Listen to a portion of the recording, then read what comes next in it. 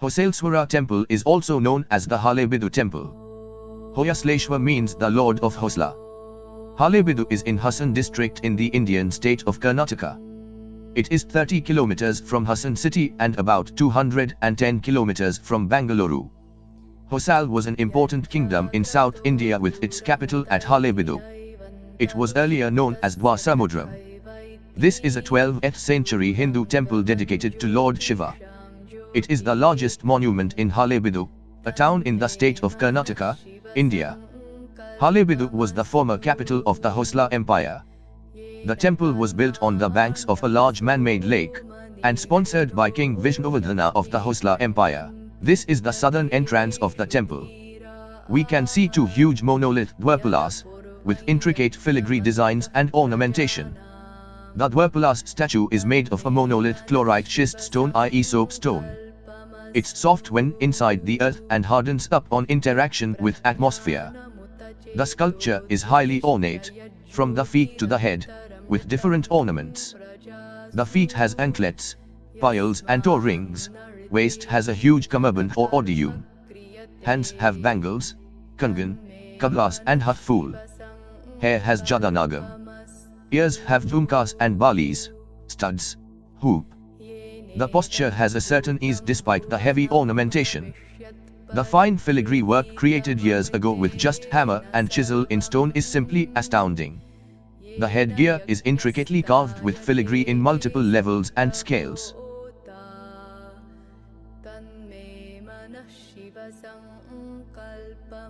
On the top is the Kirtimukha demon. Kirtimukha, a prominent lion monster, created by the anger of Lord Shiva, ate his own body till only his face remained. DwarPala holds a danda or stick in his right hand. A snake is coiled around it. The left hand had a staff, danda, with a damru. The staff and hand is missing. The temple artwork provides a pictorial window into the life and culture in the 8th century South India. The beautiful necklace, gulband. The headgear Kailash has human upturned skulls. The right hand holds a Brahmadanda with a vessel above. The vessel has a skull on top. Snakes can be seen entering the nostrils. It is simply a mesmerizing sculpture. The beauty of ancient sculpting and dedication to details can be seen here. The vessel at top holds a human skull with snakes entering the nostrils. Two Ganas are standing at the feet of DwarPala.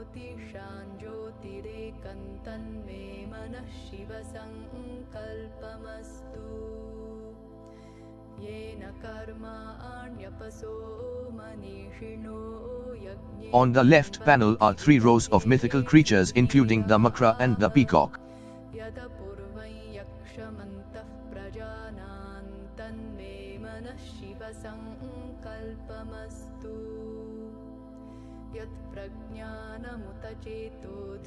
The next sculpture shows Ganesha on his mouse Vahana on the outer wall of the Halebidu temple. Lord Ganesha's Vahana, the mouse, is being felicitated by the sages with bountiful offerings of modkas, ladu.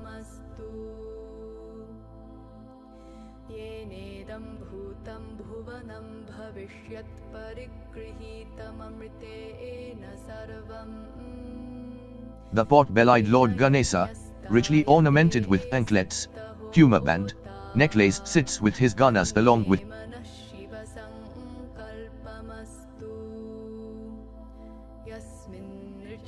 this is carved in a single stone with fine detailing. Lord Kartikeya on his left side.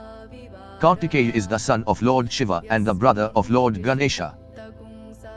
Gajasura means the slayer of the demon Gaja.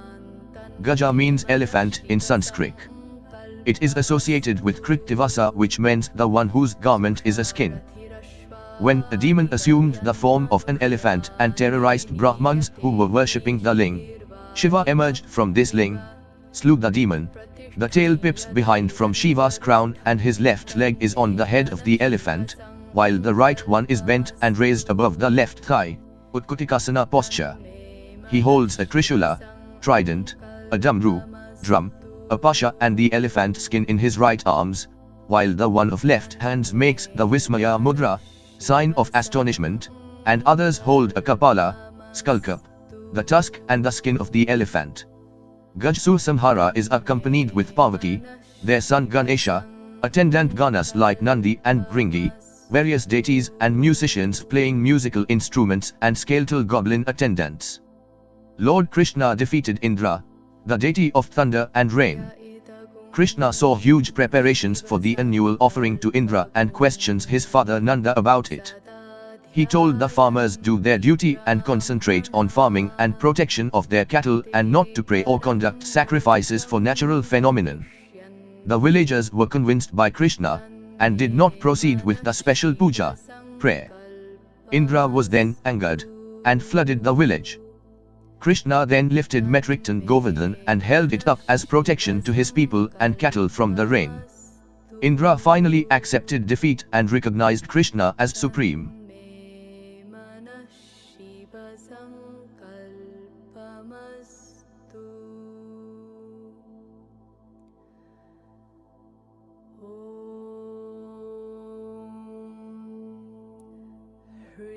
King Indra, the king of the gods, is defeated by Bali, a demon. The gods seek refuge in Vishnu, who agrees to restore Indra to power. To do so, Vishnu incarnates as the Aditya, a 12th Brahman or Vaman. Bali conducts sacrifices which is attended by Vaman, who requests only 3 steps of land, usually to build a fire altar. Bali agrees despite being warned about Vaman's true nature and purpose as Vishnu. On being granted the wish, Vaman extends in size and in 3 strides encompasses all existence and beyond. The 3 worlds are restored to Indra, and Bali and the Asuras are banished to the netherworlds. Ravana was returning to Lanka after defeating his stepbrother and god of wealth Kuber, situated near Mount Kailash. He was in the Pushpaka Vimana when he spotted a beautiful place. However, the chariot could not fly over it. Ravana met Shiva's attendant Nandi and asked the reason behind his chariot's inability to pass over the place. Nandi informed Ravana that Lord Shiva and Parvati were enjoying dalliance on the mountain and no one was allowed to pass. Ravana mocked Shiva and Nandi. Enraged by the insult to his lord, Nandi cursed Ravana that monkeys would destroy him. In turn, Ravana decided to uproot Kailash, infuriated by Nandi's curse and his inability to proceed further. He put all his 20 arms under Kailash and started lifting it. As Kailash began to shake, a terrified Parvati embraced Shiva. However, the omniscient Shiva realized that Ravana was behind the menace and pressed the mountain into place with his big toe, trapping Ravana beneath it. Ravana gave a loud cry in pain. Advised by his ministers, Ravana sang hymns in praise of Shiva for 1,000 years.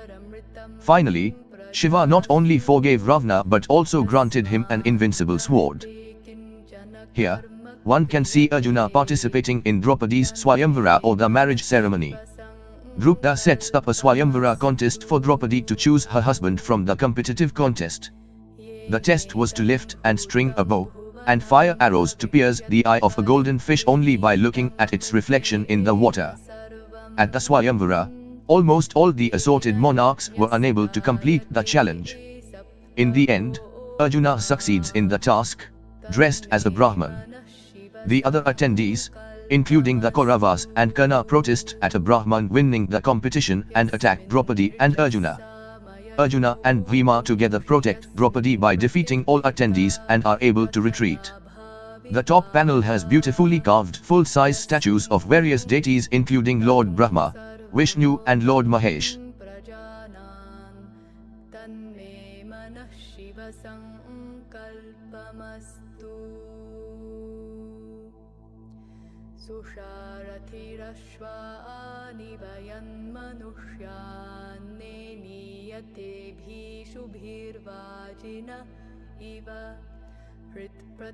This is a battle scene.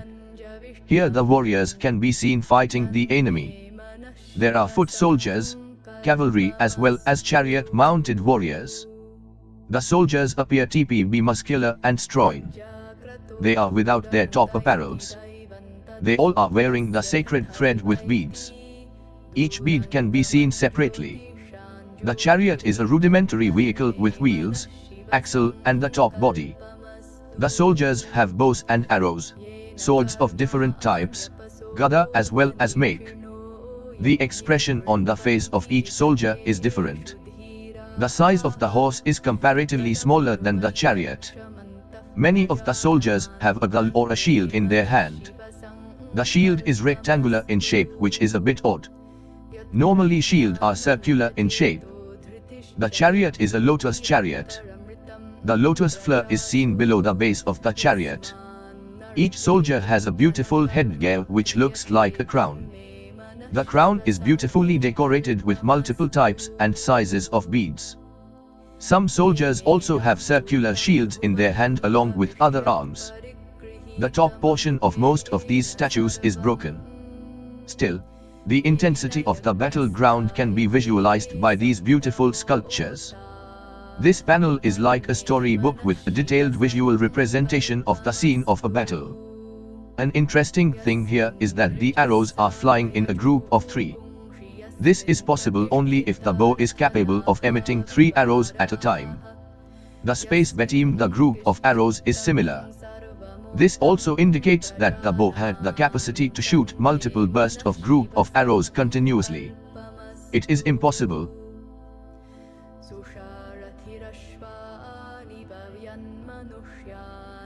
Next is a group of males and females in a celebratory mood.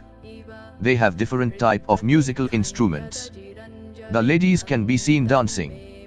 They are beautiful and their dress is also very elegant. Flute, cymbals, drums, mridangam and dolka can be seen. The dolak is tied with a rope around the neck. The strings on the musical instruments and even the knots in the rope have been beautifully sculpted.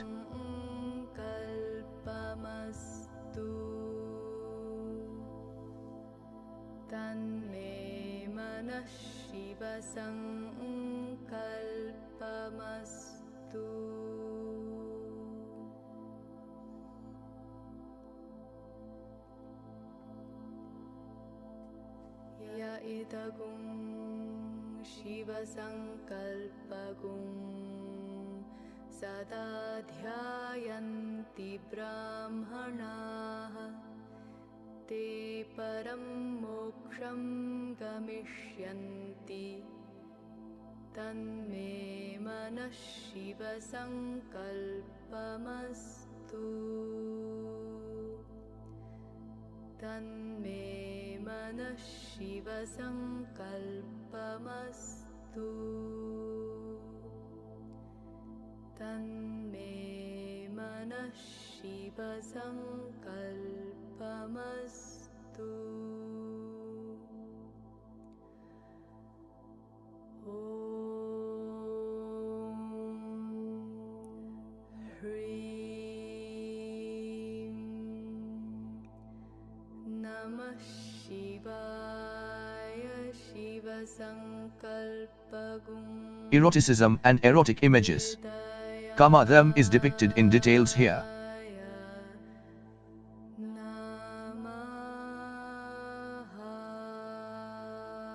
Various avatars of Lord Vishnu are shown in these panels.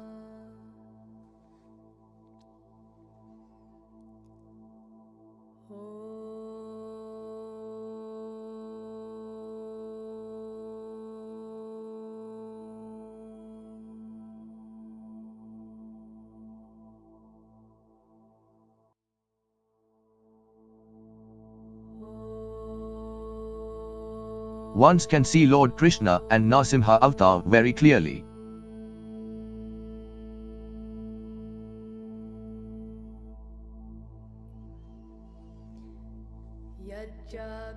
Eroticism and erotic images. Kamadham is depicted in details here.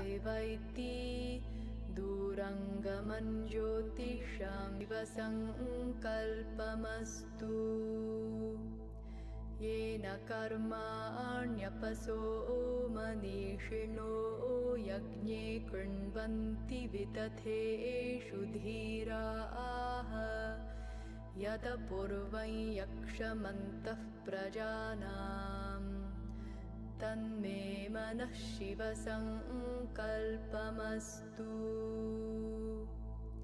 यत् प्रज्ञानमुत चेतो धृतिश्च यज्ज्योतिरन्तरमृतं प्रजासु यस्मान्नऋते. The outer wall panel has multiple layers of elephants, lions, horses and other murals. However, none of the two elephants or horse look the same. The first level has marching elephants. Second level has fierce lions. The king should be as strong as an elephant and as brave as a lion. The third level has strong horses, quick and strong, and the fourth level has thin miniature scrolls. Here common citizen enjoying themselves is depicted very beautifully. Many are playing the musical instruments. The men seem emaciated but the women are well endowed and beautiful. This band has citizen in a celebratory mood with musical instruments. Their clothes and ornaments are so conspicuous. The next frieze is that of mythical creature, the makara, followed by other mythical creatures, festivals and festive ceremonies.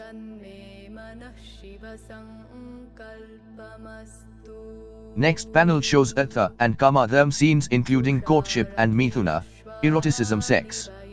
Total 6 erotic impressions are there depicting different forms of eroticism.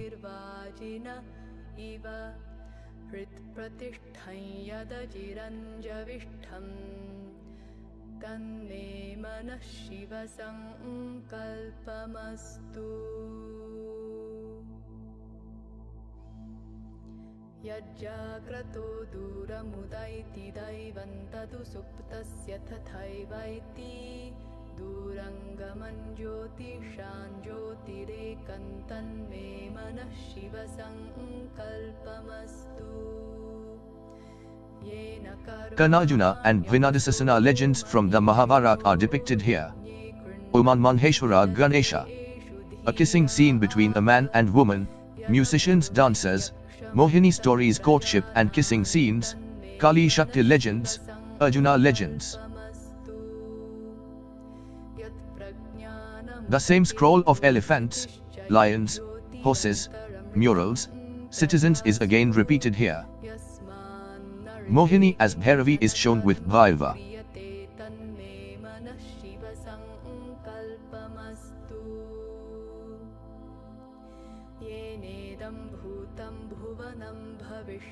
परिगृहीतममृतेन सर्वं येन यज्ञस्तायते सप्तहोता तन्मे मनः शिवसङ्कल्पमस्तु.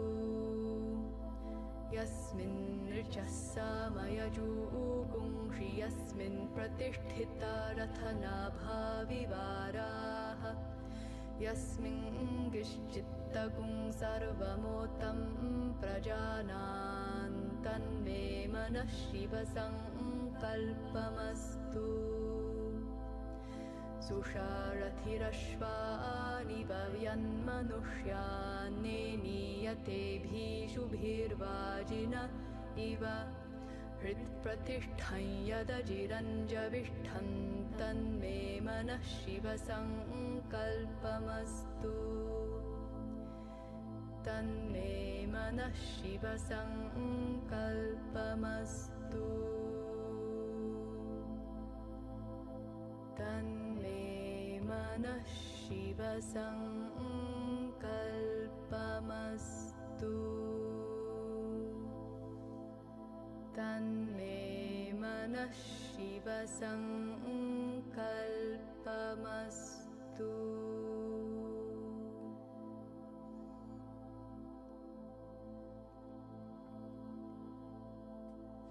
य इदगुं शिवसङ्कल्पगुं सदा. One can witness war scenes with elephants and horses in full throttle. The expression on the face of each soldier is different. Each muscle of the animals and the men tells a story of the battle. Gods and goddesses from the Indian pantheon are engraved religiously. The dense sculpturing has utilized all the space available for carvings.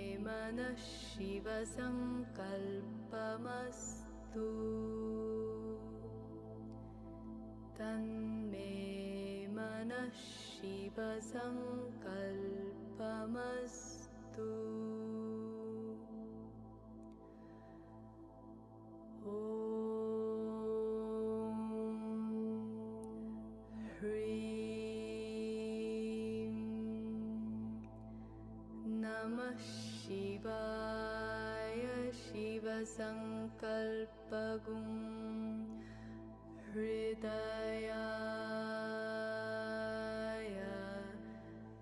Namaha.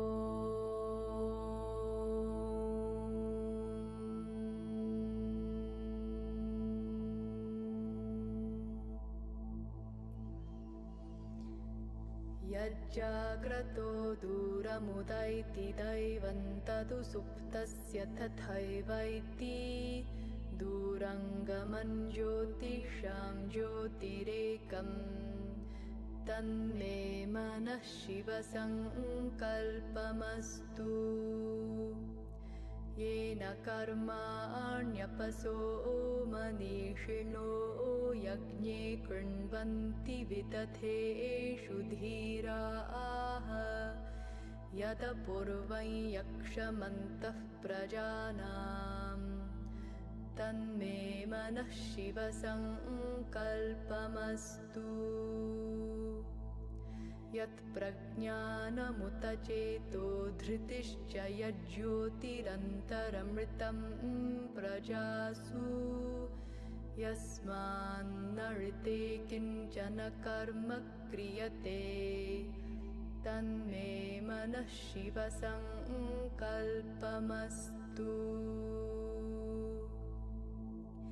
येनेदं भूतं भुवनं भविष्यत् परिगृहीतममृतेन सर्वं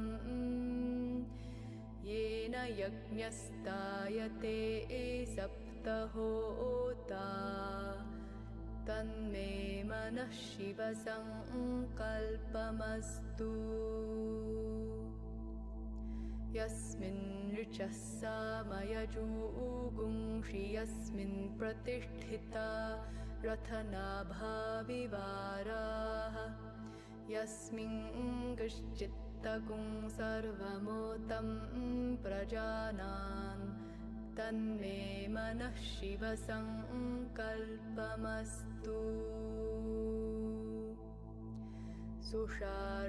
सुषारथिरश्वानि वयन्मनुष्यान्नेनीयते भीषुभिर्वाजिन इव हृत्प्रतिष्ठं. Next panel shows Artha and Kama Dharma scenes including courtship and Mithuna, eroticism, sex.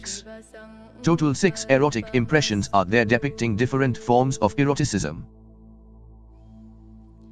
यज्जाग्रतो दूरमुदैति दैवन्तदु सुप्तस्य तथैवैति दूरङ्गमं ज्योतिषां ज्योतिरेकं तन्मे मनः शिव संकल्पमस्तु येन कर्माण्यपसो मनीषिणो यज्ञे कृण्वन्ति विदथेषु धीराः यद पूर्वं यक्षमन्तः प्रजानान् तन्मे मनः शिव संकल्पमस्तु यत् प्रज्ञानमुत चेतो धृतिश्च यज्ज्योतिरन्तरमृतं प्रजासु यस्मान्नृते किञ्चन कर्म क्रियते तन्मे मनः शिव संकल्पमस्तु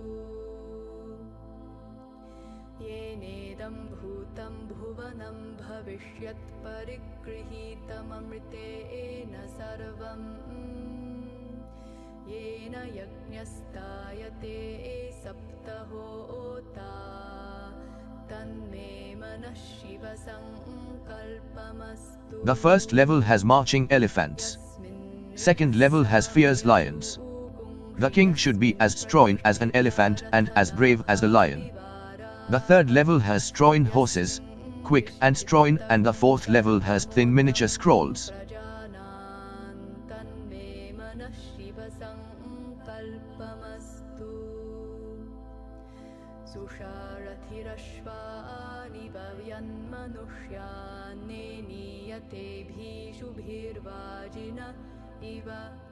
हृत्प्रतिष्ठं यदजिरञ्जविष्ठं तन्मे मनः शिवसङ्कल्पमस्तु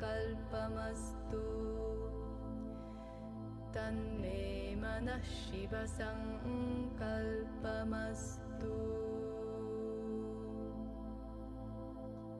The temple originally had an open Navranga wherein the Mantapa pavilions were visible from outside shrines. Along with the four doors, the later artists added DwarPalas and decorations. Southern entrance, 6 feet high DwarPalas wearing jewelry on both sides of the doorway. Each has 4 hands, 2 broken, others damaged. They hold Shiva icons such as Damru, Cobra, Trisula and others. Above the door lintel there is artwork showing a Natraja, Tandava, along with Nandi, other dancers and musicians. Southeastern entrance, similar to southern entrance, 2 hands broken but the faces are better preserved. Above the door lintel has Natraja with 10 hands accompanied on left by Narasimha, Saraswati, Brahma, Ganesha and Parvati. Northeastern entrance, the doorway is damaged and DwarPalas are missing but pedestal and panels remain. The carvings above the door lintel are defaced. Northern entrance, it is used by modern-day tourists. The original DwarPalas are lost and 2 replacement and DwarPalas are missing but pedestal and panels remain. Outside the southern doorway in the park are large statues, one of Ganesha. The statue was among those which were originally farther out at the temple premises outer gate. The Navranga includes 2 small niches facing each other between the 2 temples where they are joined at the transept. These have carvings and artwork but the statues inside each are missing. There is a stone panel near the western niche with a large Sanskrit inscription in a North Indian and a South Indian script. The interior walls of the temple are quite plain compared to the outer wall except for the late-turn pillars that run in rows between the north and south entrances. The 4 pillars in front of each shrine are the most ornate and the only ones that have the Madnika sculptures in their pillar brackets. The fused mandapa features a row of pillars aligned along the northwest axis. In the central Navranga of each temple's mandapa are 4 pillars and a raised ceiling that is intricately carved. Each of the 4 pillars of this central Navranga had 4 standing Madnakai, Sailbanjika mostly female, figures or a total of standing figures per temple. Of the figures on the central pillars for the 2 temples remain.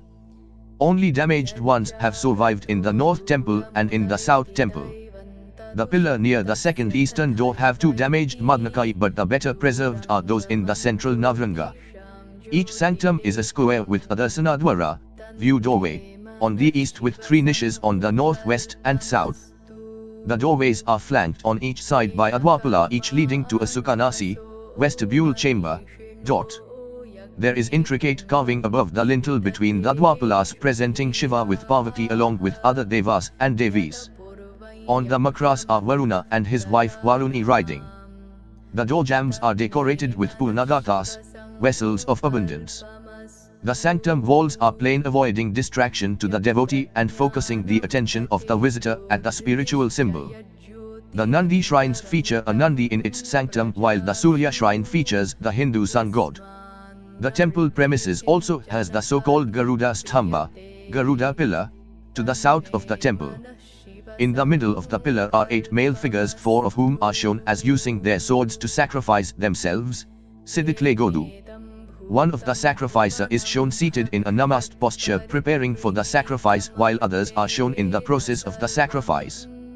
Numerous temple artwork panels contain signatures or statements by the artists or the guild they belong to, and these are usually at the artwork's pedestal or underneath. The most repeated names of artists found at the Hosailswara temple include Mani Balki, Mabala, Balana Botna, Ketna. The guilds can be identified by the organization's icon marked and names inscribed such as Agni Indra, Indra Paduka and Paduvala Badaga. Its construction started around 1121 CE and was complete in 1160 CE. During the early 14th century, Halebidu was twice sacked and plundered by the Malik Kafur, the general of Alauddin Khilji. The Hosailswara temple is a Shaivism tradition monument. It also has many themes from Vaishnavism and Shaktism tradition of Hinduism. It also has a large number of images from Jainism. The Hosailswara temple is a twin temple or Advaita temple.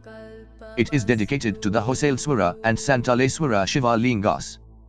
Hoyasleshwar is the masculine aspect of Lord Shiva.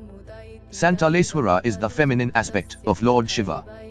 They both are joined at their transept. It has two Nandi shrines outside, where each seated Nandi face the respective Shiva ling inside. The temple also has a smaller sanctum for the Hindu sun god Surya. The temple once had superstructure towers, but now the temple is flat. The original entrance of the temple was from the east side. However, these days the main entry to the temple is from the north side. Both the main temples and the Nandi shrines are based on a square plan. The temple was carved from soapstone. It is notable for its sculptures, intricate reliefs, detailed friezes as well its history, iconography, inscriptions in North Indian and South Indian scripts. The temple artwork provides a pictorial window into the life and culture in the 12th century. It has two Nandi shrines outside, where each seated Nandi face the respective Shiva ling inside. It has two Nandi shrines outside, where each seated Nandi face the respective Shiva ling inside. It has two Nandi shrines outside, where each seated Nandi face the respective Shiva ling inside. Outside on the east side of the main temples are two smaller shrines, each with seated Nandi. 25, 26. To the east of the southern Nandi shrine is a smaller attached Surya shrine, where there is a 7 feet, 2.1 m, tall Surya statue facing the Nandi and the sanctum. Of this close and rather cramped view of the Nandi, Oakley wrote, "The original whence this picture is taken, is a vast monolith, and measures about 20 feet from the nose to the tail, and about 11 feet from the hump to the pedestal."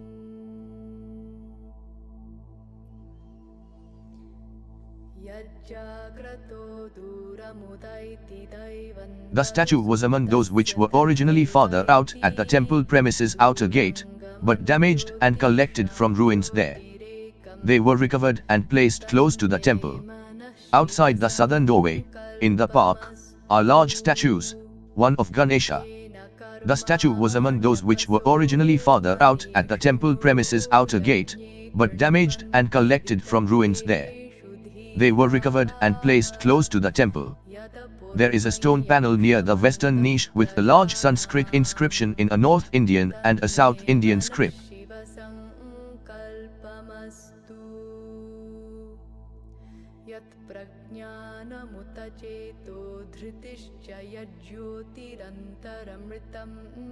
This is the scene from Samudra Manthan, the churning of the ocean by the gods and the demons. Only the Shesha Naga, the serpent king, and lower part of the Devas and Asuras can be seen. The upper part is badly damaged and unrecognizable. The Devas sought Lord Vishnu's help. The Devas formed an alliance with the Asuras to jointly churn the ocean for the nectar of immortality and to share it among themselves. However, Vishnu told the Devas that he would arrange for them alone to obtain the nectar. The churning of the ocean of milk was an extensive process. Mount Mandara was used as the churning rod, and Vasuki, a Angaj who abides on Shiva's neck, was used as a churning rope. The Samudra Manthana process released a number of things from the ocean of milk. One of them was the lethal poison known as halahla. Some say that the poison escaped from the mouth of the serpent king as the demons and gods churned. This terrified the gods and demons. The poison was so powerful that it could destroy all of creation. Lord Indra knew that Vasuki the Sankhe would vomit poisonous flames when twisted and pulled, and therefore advised the Devas to hold the tail end of the snake, without telling them the reason. First, the Devas held the head end of the snake, while the Asuras held the tail end.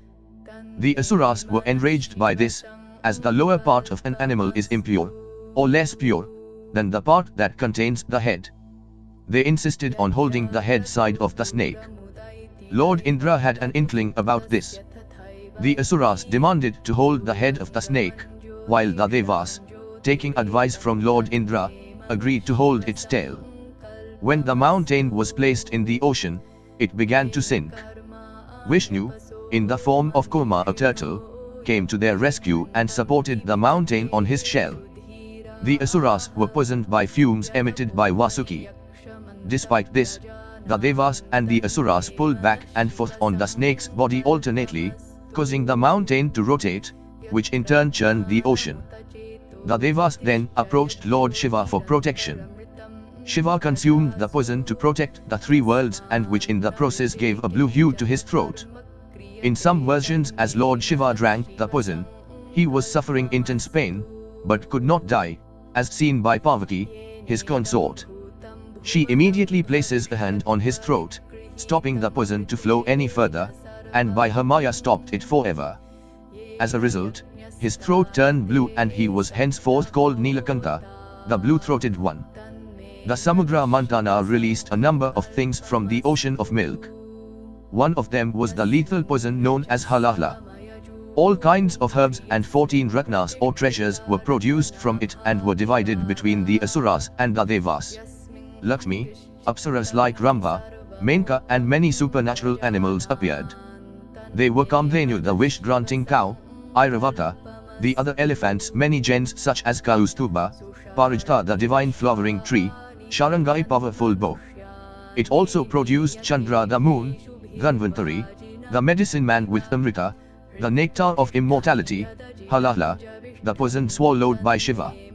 It also produced Shanta, Vishnu's conch, Jayasta, the goddess of misfortune, the umbrella taken by Varuna, the earrings given to Aditi by her son Indra, Kalpavriksha, a divine wish-fulfilling tree, Nidra or sloth, Amrita swallowed by the Devtas, and one Asura called Swabnu, also known as Rahuketu, who was beheaded and sent into outer space as Rahu and Ketu.